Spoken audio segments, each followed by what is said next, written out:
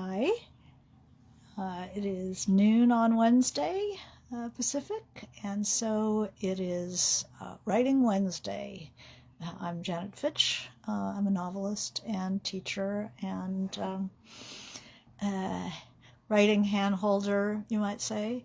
And this is where I answer your writing questions. Whether they're questions about craft, questions about inspiration, questions about living as a writer, and anything else you care to ask me. I have questions today that come to me through my website, janetfitchwrites.com, and if you ever want me to design a Writing Wednesday around your question, send it to me through my website, and I will figure out writing some answers for you more considered. But this is where you get to ask your questions. So put them in the comments, and I will be happy to answer. It is a kind of an in and out day here in Los Angeles, cloudy, sunny, and it is the run-up to the Los Angeles Times Book Festival this weekend, held in person for the first time in a couple of years at the USC campus in Southern California. And I had a question about the book festival. So my first question is Sylvia's. So Sylvia, hey May, here's Sylvia. If you are on the call, I'm going to do your question. She says, I love the LA Festival of Books. Have always dreamt of being part of a panel as a future author. How does an author come to participate in a book festival? Hi, Wendy. And book panel. Who chooses the topic? Is there much preparation involved? For example, do you read the other authors' novels, etc.? Why is it that some authors are frequently present? For example, Joyce Carol Oates and Roxane Gay, and others are not. From an author or agent's perspective, is it simply for publicity and a chance to advertise your new book, or can you participate without current publication? Finally, what have you learned from being part of book festivals, and what's your favorite part? Well, those are wonderful questions. So the book festival, the prizes, I believe, start on Friday night, where the Los Angeles Times book prizes happen. And then there's 2 days, Saturday and Sunday, of the festival itself. And there are panels and stages and all kinds of stuff. So Sylvia is wondering how this all works. Book festivals, there are book festivals across the country at various times of year. The Los Angeles Times, the big one here in Los Angeles, is in April. Coming up this weekend at USC. It used to be at UCLA when it was much more lavish. Now it's extensive, but it's not quite as, they don't have fountains of chocolate for the authors, stuff like that. Wow. So the question is, how does this work? Well, it is, the book festivals are designed for authors to reach their audiences. Hi, Tochi. For audiences to reach their, see new writers, new books, and for authors to reach out to readers.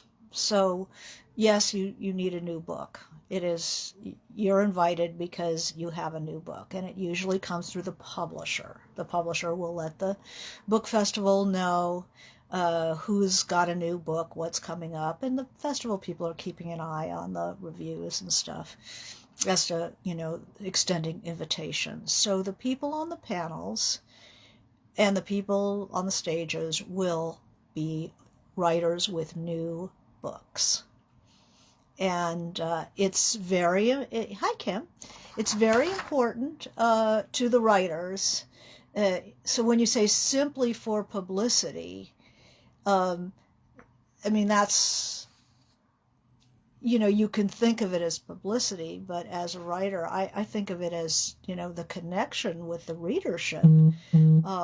It's no small thing. You write your book, but you need to somehow have people become curious about it and understand, wow, this is available. That person was really interesting. I really like what they said. I'm going to buy their book. And they can get the book signed. And there are people who come mainly to get for the signings. After the readings, after the panels usually and the readings, there are booths set up, places that your readers can buy the books and then get them signed by the author. And if you are a collector or interested in collecting, you can get signatures of first edition books for the price of just a book. If you are a young person and looking for an investment opportunity to buy a new contemporary novel for its cover price, whatever it is, and get it signed by that author, that is a collection that will appreciate in value over, 20, 30 years. If you're a young person, you can't beat that collection. I just could not recommend that enough. But in general, the point of the Book Fest is to find books that you're interested in reading and having a moment to talk to the author, get them to sign it. And a lovely gift book, gift idea is a book that's been signed by the author. So authors go on to panels, and Sylvia asks who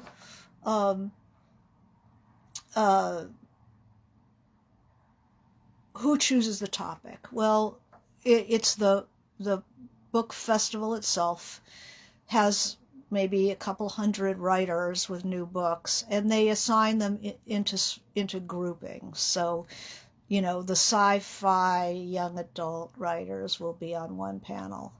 The literary fiction about brothers might be a panel. So what they're looking to do is loosely group the writers they've got into various panels. So that's the job of the book festival. They will all be people with new books. Sometimes a paperback book.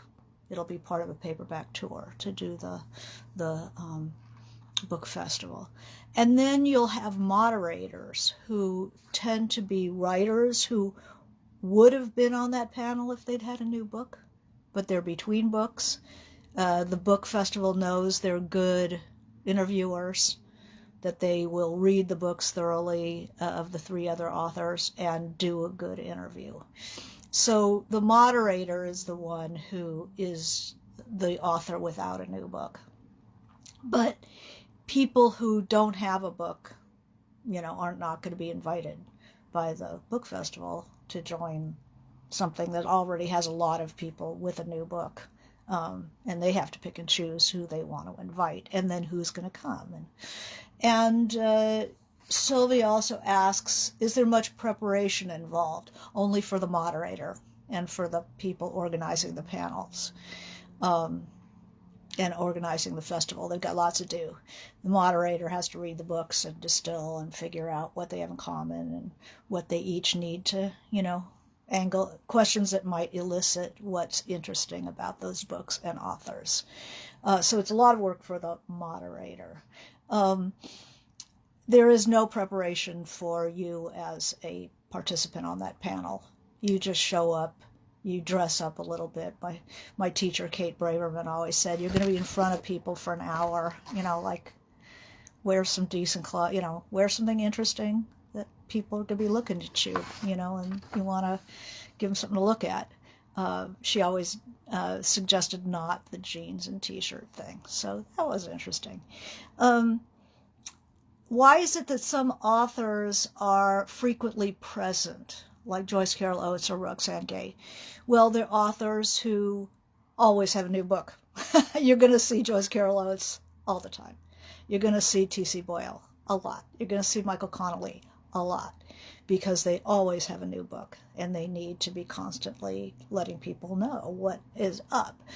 And then you have people, Roxane Gay often has a book, but she often has other projects going. She'll have a new magazine, or she'll have, she's extremely active in the literary community and in the community of intellectual thought in America at the moment. Somebody like Masha Gessen. People want to know what she has to say.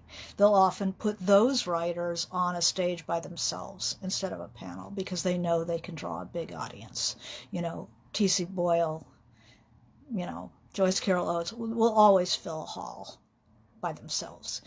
So they're usually not on panels.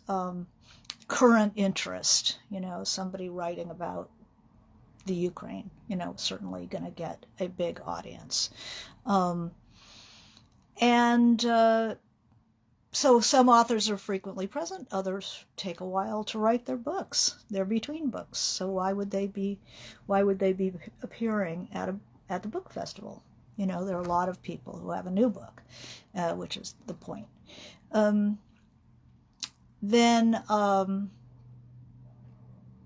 What have I learned being part of book festivals, and what's my favorite part?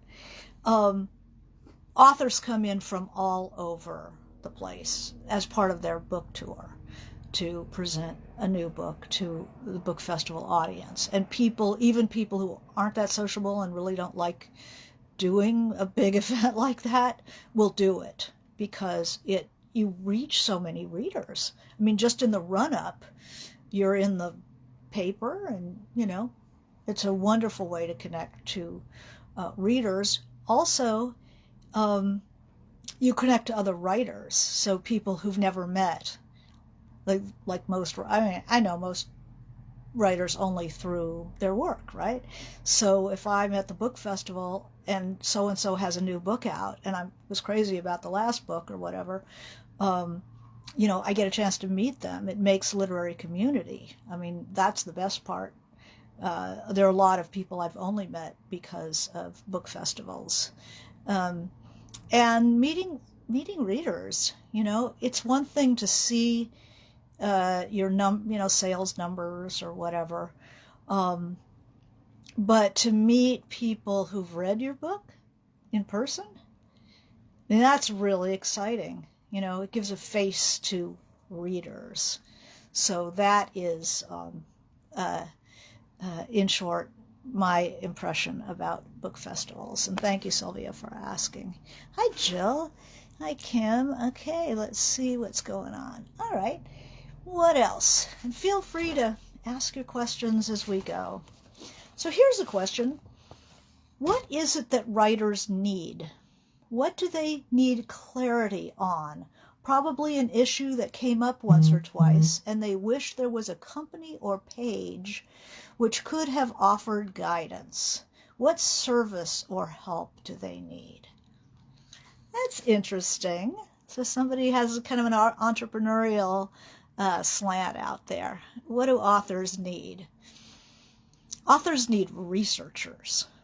If you're a good researcher, if you have a background in history, especially, history is always good, having or journalists, people with a background in journalism or history, writers often need research. Sometimes they're just drowning in it. They just don't have time to do all the legwork that they need. I know the big mystery writers usually have a full-time researcher working with them, or they'd never be able to get their book a year, 2 books, a book every 2 years. They'd never be able to meet those deadlines if they had to do all their research as well.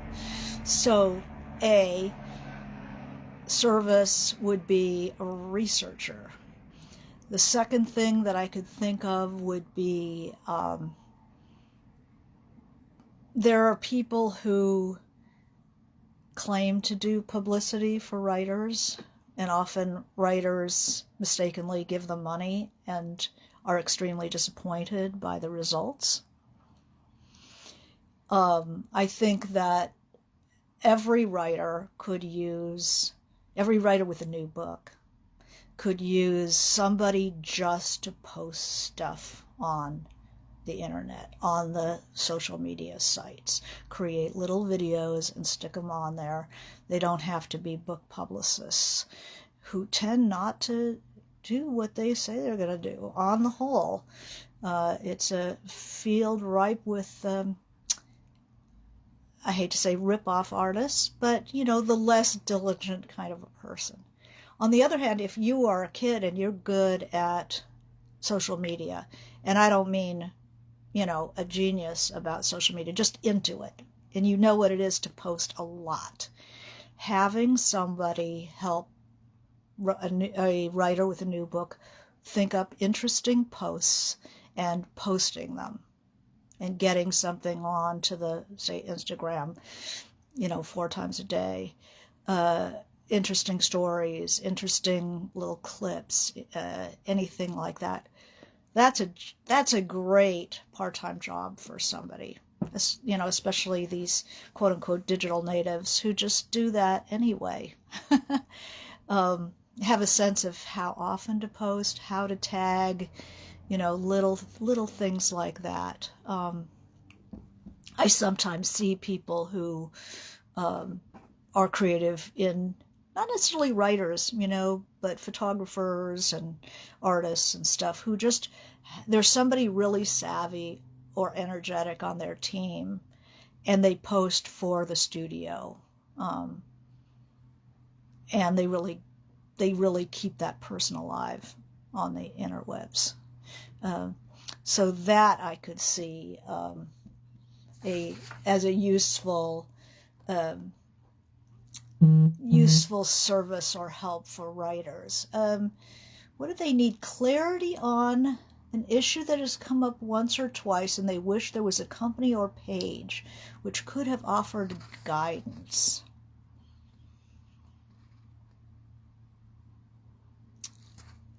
I mean, this would be something that writers could do. Get together and have a company to just submit 2 pages of your work and have a professional go through and tell you what's wrong with your writing. And we would take a lot of fortitude, because writers, different kinds of people, but it's invaluable to know what's wrong with your work. And usually a skilled eye can see it in 2 pages, what's wrong with it. And then you have to fix it. You have to fix not the page, but you have to fix what you don't know about writing. You have to fix in your head that you have a problem with this, that, and the other. Titles are very hard. Titles are hard. You either get the title right away or you don't get it until the very end. And I swear, if there was a service that you could kind of explain your book a little bit, and then open it up for somebody to give you 20 titles for $20 or something. That would be a very cool service. I think people would enjoy that. An issue that came up once or twice. I think there's a group that, called the Women Who Submit, where they get together and everybody just gets down and submits the work that they need to get out there, because nobody gets published because they're ditching their story around, and I think that a little business of helping writers get their work out there, it's sort of like coaching, it's sort of like a coaching business. It's like, I want to have a story out every 3 weeks. And then, that page those people would contact you and say, hey, okay, it's 3 weeks, what are you going to send? Or help send, because a lot of people just have trouble putting a stamp on something. They don't put a stamp on anything these days, but, a lot of people, they are good writers, but they hesitate to actually hit the send button. And I think that that's a nice little business, is helping authors get, send it out, you know. Some people need to check in. Did you write today, or did you piss away the day? If they had somebody checking in, then they would be more likely to hit a deadline. The problem with writing is there is no deadline. Nobody cares. I mean, unless you're a journalist with a deadline, or a writer, with a contract and a publication date that you're staring at, then you hit the deadlines. So that was an interesting question. What is it that writers need? A company, a page? Yeah. All right. How about this one? I don't feel like my essay is finished as an essayist. I keep editing it and can never be satisfied to take it out of its draft stage. Okay. How do you know when something's done? Is that you rake it this way, you rake it that way, like sand, like gravel. You rake it this way, you rake it this way, and it's no different. It's no better. It's just change for the different. When you notice you're changing stuff for the different and it's no better, that's when you stop. Also, things keep morphing. You want to get rid of the morphing. It's like, this is the story. I wrote it to the best of my ability. This is time to submit. And then it'll be rejected and you can change it. But, yeah. People who can never be satisfied don't understand that all art is as good as you could do in the time you had. And if you keep adding time to it, you could spend your whole life working on one essay, one short story. It always scares me when I talk to people who've been, many, many years on one story. It's like you could have written 40 stories in that time. And some of them would be good and some of them wouldn't be good, but you'd have, at least 10 or 15 good ones. So watch out for the overworking of a single idea or a single piece of writing. Okay, here's one. How do you know if someone is a good writer? How does good writing differ from average, everyday writing? Good writing has something intrinsic to the sentence. They're actually doing, hi Pat, they're actually doing something with the sentence. Average writing is just, it's the difference between oatmeal, sort of, and something really crunchy. Good writing is crunchy. Good writing has music. Good writing has selection. Somebody thought about verbs. They thought about the cadence of language. They thought about the length and construction of sentences. They really work on the micro as well as the macro level. So good writing has to do with the sentence and paying attention to your sentences and making sure there's a little surprise, that it's not what anybody would say. It's not just one size fits all verbs. It's not just mundane metaphors, but something that really pops and continues to pop. That's good writing. Do you write for compliments or for some other reason? Well, that's an interesting question. Now that's an interesting question. Do I write for compliments? Hi, Ruthie. I write for a number of reasons. I write because I'm troubled by something. Something is irking me. It's the sand in the oyster. there's a topic that keeps drawing me. There's a problem. There's a person that is just, there's something there. There's something I want to say about that. I want to open that up and explore that. So there's that. Then there is, when I was much younger, I wanted to show the world what I had in me, what I could do. The sort of look, ma. Now, is that compliments? Am I looking for compliments? Yeah. I'm looking for to make someone see the world through my eyes. I don't think that's a compliment, that when somebody will read your work. But I want to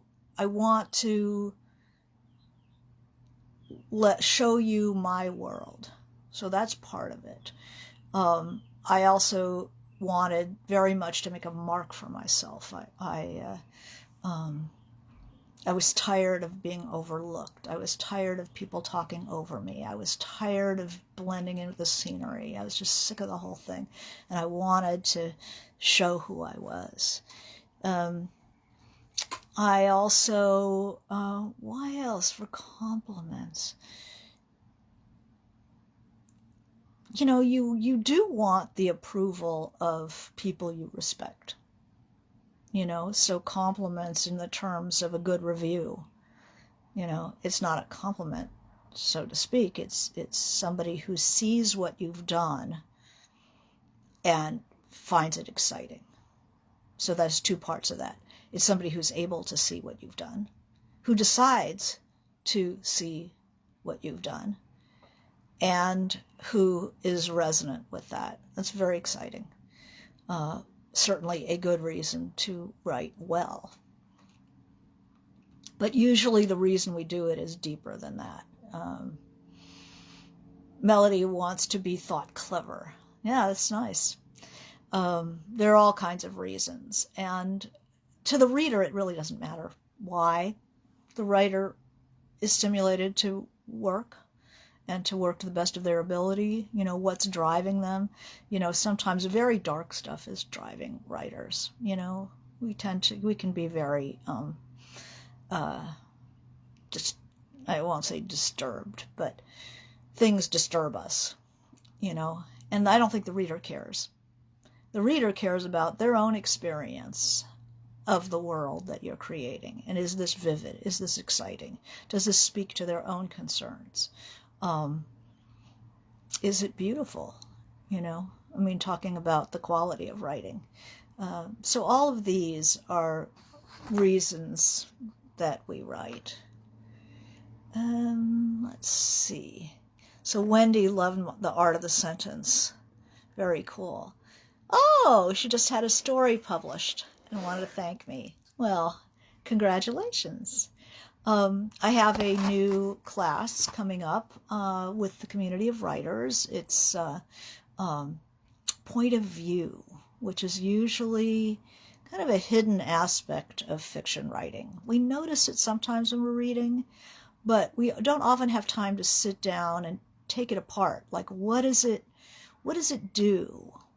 Where does a third person, a close third, become a narrated story? Where's the authorial voice in there? What's second good for? How to choose among the various ways of telling a story? What are the weaknesses? What are the strengths? So I'm teaching a class the 13th, 14th, and 15th, a weekend intensive on point of view through the community of writers. So there is an early bird special to the end of the month. And if you're interested, it's communityofwriters.org. Check it out. So Wendy's taken a couple of my classes. I really enjoy doing it. It's a chance to stop and really examine some aspect of fiction writing. And then when you go back to your own writing, you inject the new knowledge and new energy into the work. So I find it very, really fun to do, and people really enjoy it. Here is Another question. As a creative writer, what methods do you use to either speed up or be more efficient or more productive when writing? That's a really good one. This is like the most useful thing ever. The kitchen timer. If you find yourself goofing around, spending a lot of time getting ready, to write and holding off and developing a sort of aversion, to just set the timer and say, okay, I'm going to work for 15 minutes on this. And then I'll do 15 minutes on something else, 15 minutes on something else, and then I'll come back and do 20 minutes. So you're building focus, you're building concentration, you're working in short bursts.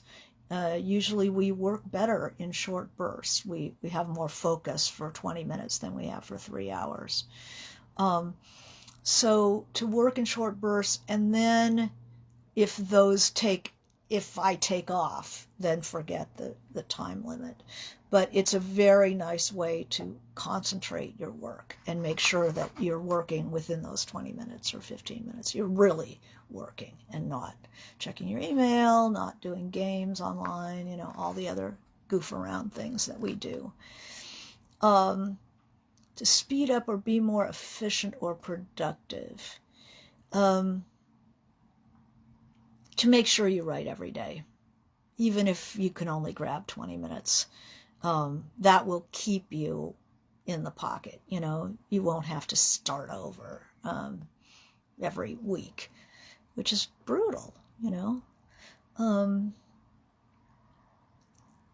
As somebody who doesn't really speed up, I take the time I take. I don't think about speed up or be more efficient. Plotting is more efficient. If you can plot your book, I can't. I get bored too easily. If I plot it, then I don't want to do it. I know myself. But if you can plot, that is always more efficient. Doing a seat of the pants kind of writing the way I do, it's symphonic. I go off of sound. But sometimes I'll write a chapter that I just don't need. I have to rip it out again. People who plot don't have that problem. Mystery writers who have to write a book a year, they don't have time to do the kind of, wandering around that I do. They have to be efficient, and plotting makes all the difference to them. So that is something on the side of the plotters. Here's a question, 2 questions. My family, Pat says, we got a couple. Pat says, my family wants me to write, but they don't ever read it, even with invitation. Is that unusual? Well, the fact that your family wants you to write is really unusual, because most people don't want you to write. It's, it takes up a lot of your time and attention, and you're crabby and you're moody, and you could be going out canoeing instead of sitting there in your office, feeling miserable and trying to get a chapter written. Your family generally doesn't want you to write. So the fact that your family wants you to write is really good. Okay, you're already far ahead of the field. But they don't ever read it. My daughter never reads my work.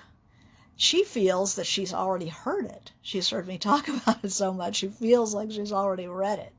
So she doesn't want to read it. Also, so some of the stuff I write, she actually recognizes the underlying material. And so that's kind of makes her look queasy, She doesn't want to read it. It is not unusual at all that they don't want to read it, even with invitation. That's part of family life. They live with you while you're writing. Do they also have to read what you're writing?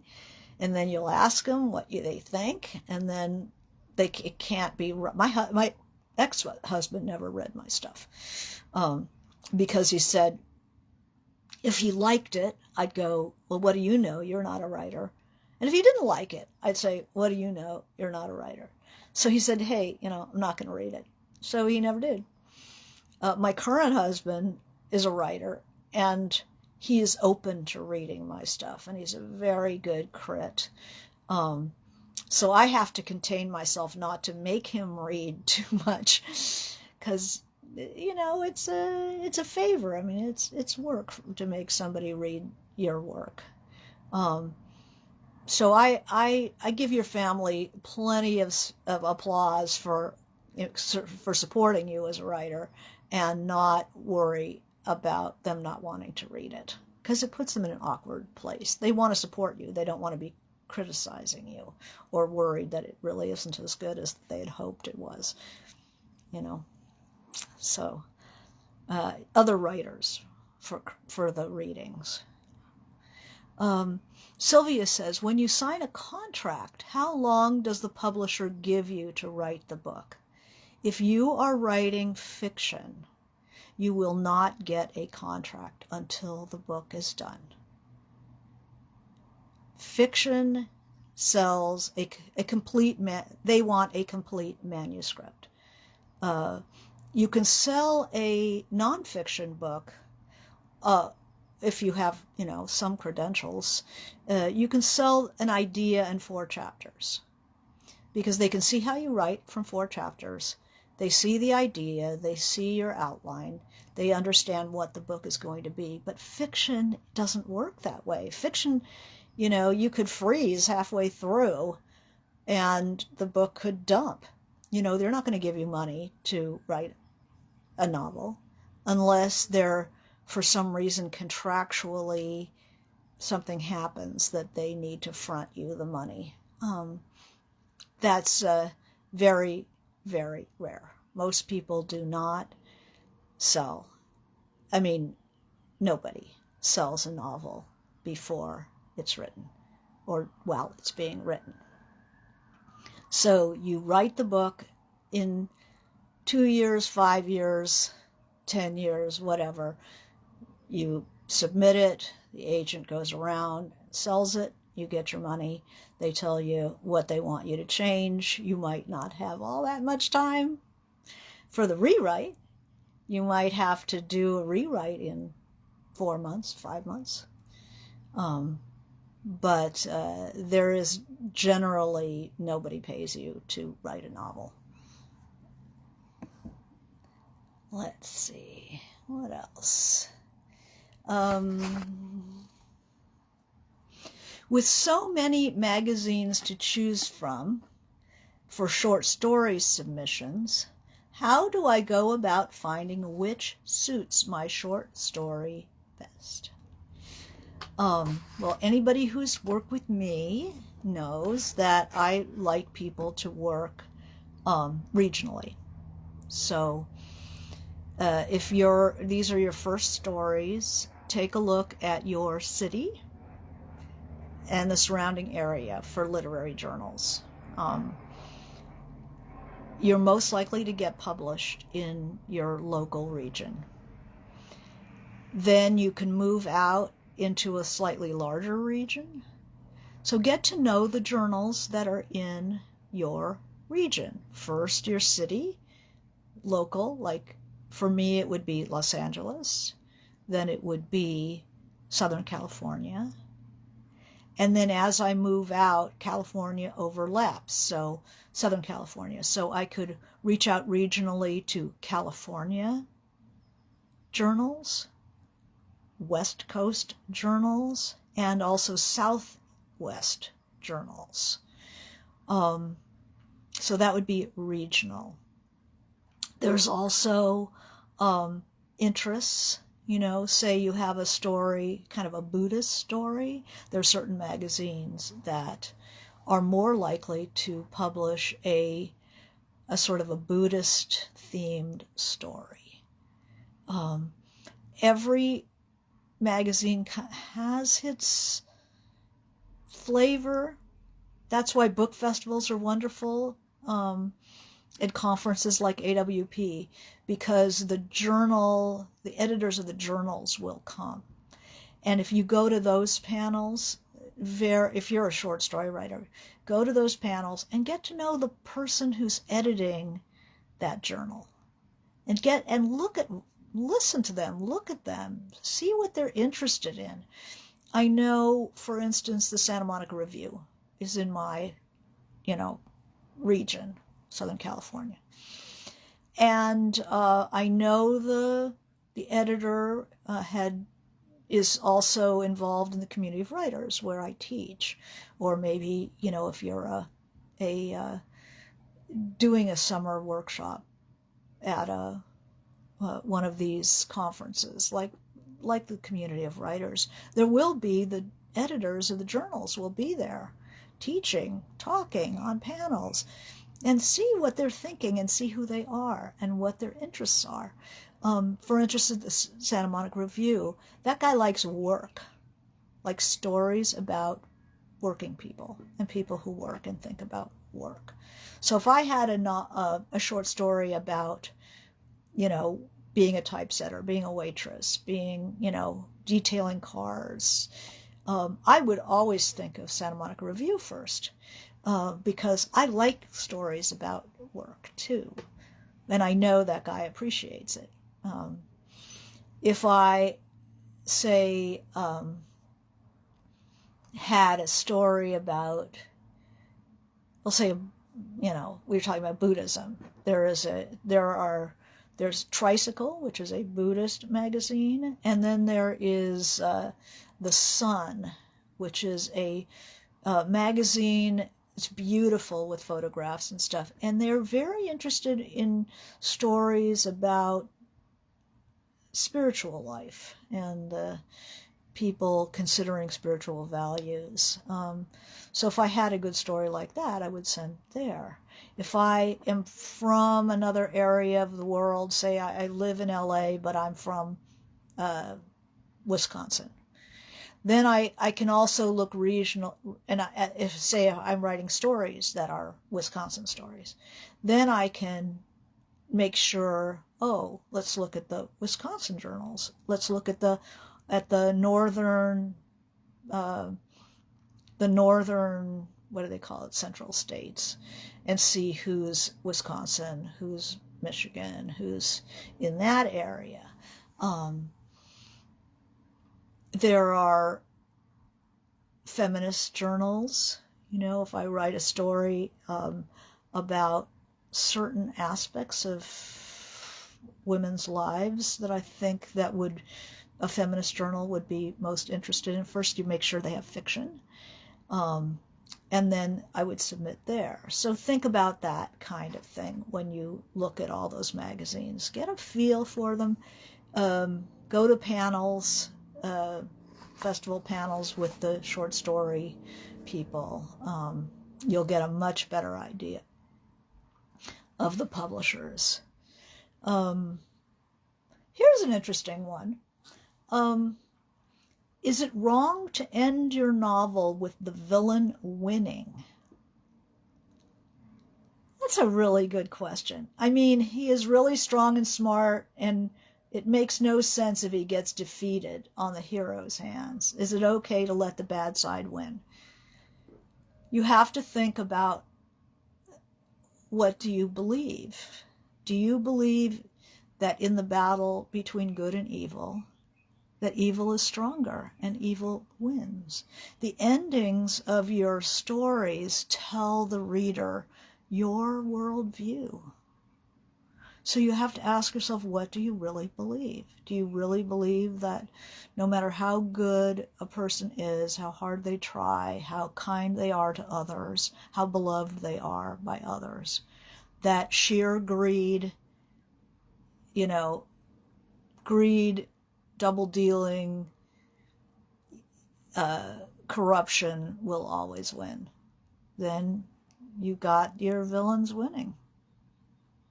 It's going to reflect your worldview. I'll tell you this, nobody who believes that ever wins a Nobel Prize. The Nobel always goes to someone who believes that in some way that good triumphs. Even if the good person doesn't, good itself does. So that is something to think about when you think about making your villain, that if you're going to have your villain win, what it means. What it means about how you think about the world. And I'm not scolding you. If that's how you see the world, then think more about the condition of the good, even if evil, the villain wins. Then what happens to the good? You have to deal with these issues. This is fiction. Because you have to ask, well, what is it you're saying? What is it you're saying about life? Let's see. Here's another story. Okay. When writing a horror short story, do you need to have something horrifying at the beginning? Oh, Zunaid says, think of Chinatown. Where the evil wins. And this is the point of view. Actually, in the screenplay, Jake saves Mrs. Mulwray. That's Townsend. But the way it was shot with Polanski, a European, a Pole, somebody who's lived through, really terrible political times, his feeling was that, that good does not win. So that feeling that you're left with is like, this is the brutal truth about the good, is that they don't win. Innocence is corrupted, and you can't get out, and you just have to walk away, and scrape together what's little of your heroism you still can do, and that this is the nature of being an adult in this corrupt world. And that's the end of Chinatown, the movie. That's the Polanski version. So in writing a horror short story, do you need to have something horrifying at the beginning? Or can the story be suspenseful and leave the horror for the end? Well, a horror story, usually there is some, like a gravitational pull at the beginning. I'm thinking of like Poe. He sets up a world where revenge is important, where people are crazy. Something's going to happen in these stories. They're pretty suspenseful from the get-go. And then the horror is what happens. So I wouldn't necessarily start with horror. I would creep it out a little more until it unfolds as to what we're really talking about. So yeah, start with suspense and then move towards horror. And then something happens, then you're back to the people. Let's see, we have time for one more maybe. What do you like best about writing short stories as opposed to novels? The nicest thing about short stories is you could try stuff out. And if it doesn't work out, you walk away. You can, what have you wasted? A couple of weeks. Whereas you screw up your novel, you're looking at years that you've, under the bridge. So I love short stories as like a laboratory to try things out. Also, to try things out. So I like short stories for that. Is it possible? Here's another one. Roberta says, good to have compelling leading to horror perhaps, yes. Hi, Roberta. Good to see you again. Is it possible for a publisher to reject an author's book, even if the book was great? Oh, yeah. Yeah, because great is in the eye of the beholder, right? An editor who reads the book, or really a reader, the first people who read it generally are readers who then report to the editor. You should see how much stuff, even agent submitted stuff, you should see how much stuff an editor at a big house will get. You know, you can't believe that they could ever get through that mountain of like a mountain of reading. So if somebody's in a bad mood, you know, if somebody doesn't like dogs, and you have a dog that's prominent in your book, if somebody doesn't like women or is sick of women at the moment, you know, having problems with at home or something, they could very well, because it's just people. So it's very, you know, possible that somebody will pass on a very good book. They just aren't in the mood. They can't see it. So, you know, rejections have to be taken with that in mind, that it's not, oh my God, the market hates me. You know, just that reader told somebody they didn't like your book, they couldn't get into it. So great books do get passed on all the time. Every writer who's written a great book and gotten it published will tell you how many people turned that down. It's just like getting married, you know, you don't need 40 people to want to marry you. You only need one person that you like to marry. So, you know, the 10 people who didn't want to marry you, it's like, okay, it kind of hurts my feelings, but I'm looking for the one who does. You know, it doesn't matter how many don't. So there's an idea. And so, yes, very possible to reject an author's book, even if the book was great.